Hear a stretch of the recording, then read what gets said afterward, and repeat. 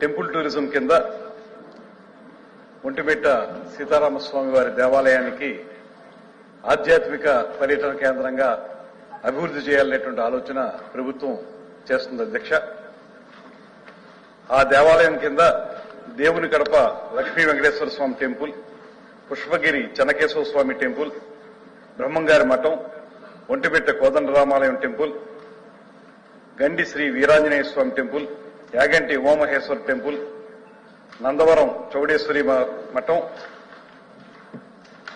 మహానందీశ్వర స్వామి temple, ఇవి ఆ చుట్టుపక్కల ఉన్నటువంటి టెంపుల్స్ అధ్యక్ష.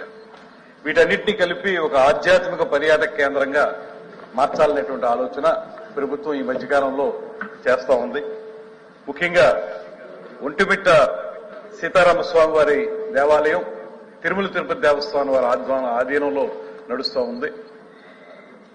ఇప్పుడు కొత్తగా మేము తీసుకున్నటువంటి ప్రత్యేకమైనటువంటి పాలసీ తరఫున ఆధ్యాత్మిక టూరిజం కి కొన్ని టెంపుల్స్ ని, అదేవిధంగా eco tourism, adventure tourism, wellness tourism, ఇలా వివిధ రకాల టూరిజం యాక్టివిటీస్ కి డిఫరెంట్ సర్క్యూట్స్ ఏర్పాటు చేయాలనేటువంటి ఆలోచన చేస్తా ఉన్నాం.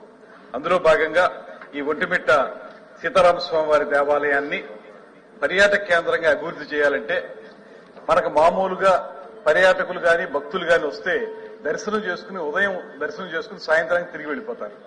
అక్కడ ఒక 2-3 రోజులు వారిని ఉంచాలి అంటే ఆ చుట్టుపక్కల ప్రదేశాలను కూడా ఒక సర్క్యూట్ గా తయారు చేసి దానికి మనం ప్రత్యేకమైనటువంటి బస్సుల్ని లేకపోతే టూరిజం ప్యాకేజీని ఏర్పాటు చేస్తే కేవలం దేవాలయాన్ని సందర్శించుకునే మాట మాత్రమే కాకుండా అక్కడ బోటింగ్ కూడా ఏర్పాటు చేయాలన్నటువంటి ఆలోచన చేస్తా ఉన్నాం ఒంటిమిట్ట చెరువులో.